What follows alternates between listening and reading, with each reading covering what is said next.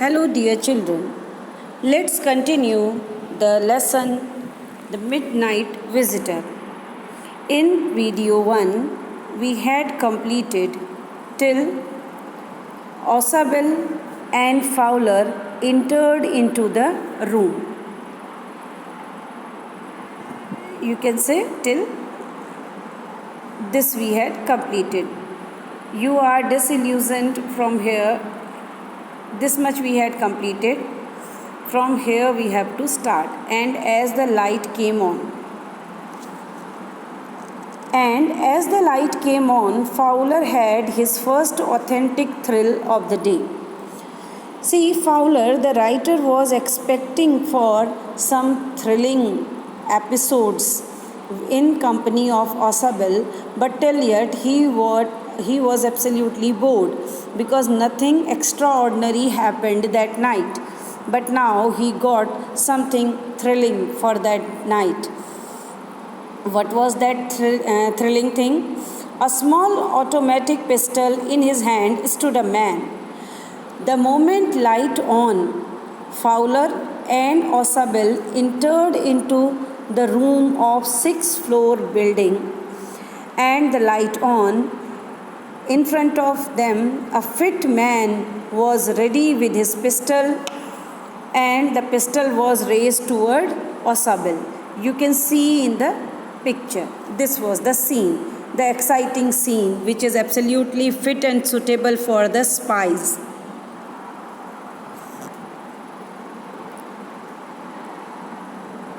As he spoke, Osabel closed.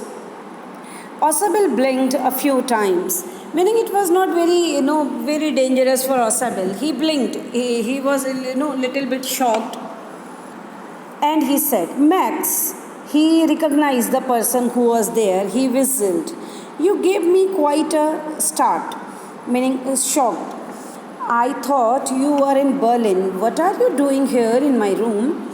He said, "Max, I supposed you must be in Berlin. But what are you doing here in my room, and especially in my absence?" Now we'll proceed further.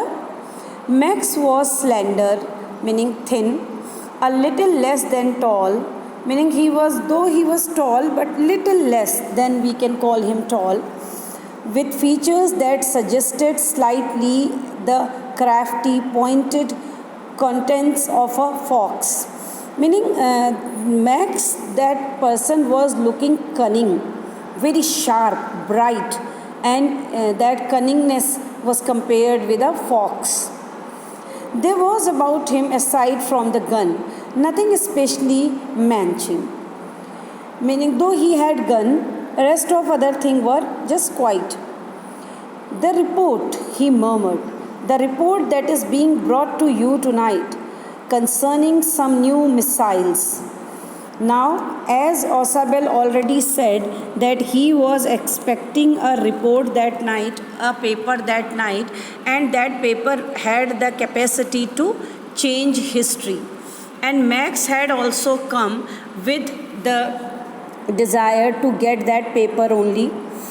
He said that paper which would tell about the missiles, which would had the information about new missiles.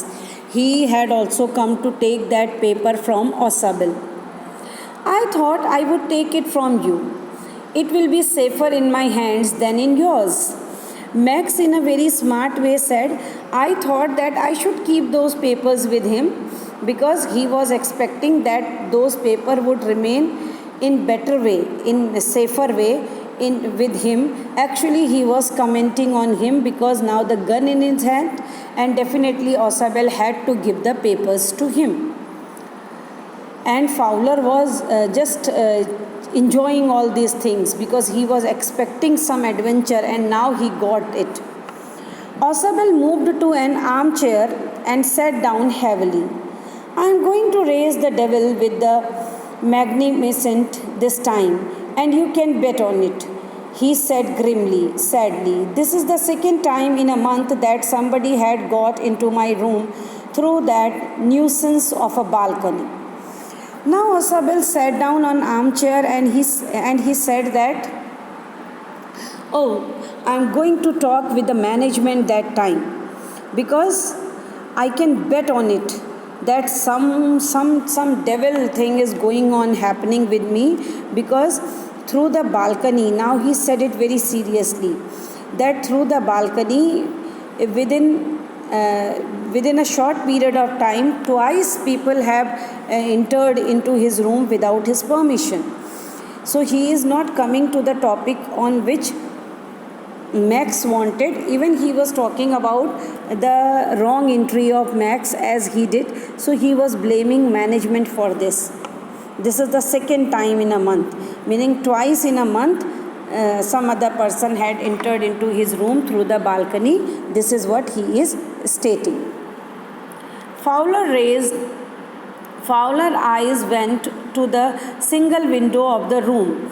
It was an ordinary window, against which now the night was pressing blackly. But Fowler saw that in that room there were only one window. He could not see any other balcony there, and outside that window, dark night was visible. Balcony, and there is a question mark, you can see, dear children, because about which balcony Osabel was saying, I think Max had not entered into his room through that balcony. Max said with raising inflection, "No, a pass key." He said, "No, pass key meaning duplicate key." He said, No, I did not enter into your room with the balcony. I had a duplicate key. I did not know about the balcony. It might have saved me some trouble had I known. He said, Oh, I even did not know about any balcony. If I would be, maybe there would be some less trouble for me if I had information about this balcony earlier. It's not my balcony, Osabel said with extreme irritation. It's belonged to the next apartment.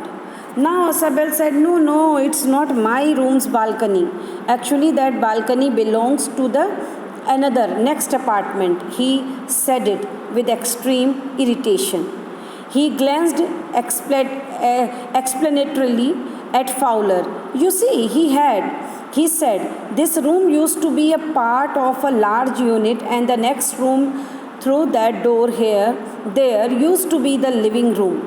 Now he turned towards Fowler and he said, Do you know, he was telling me that earlier this room used to be a large apartment, a big one. And that balcony was attaching both the rooms. Earlier it was the setting of this. Now we'll proceed ahead with the story in the next video. Thank you, dear.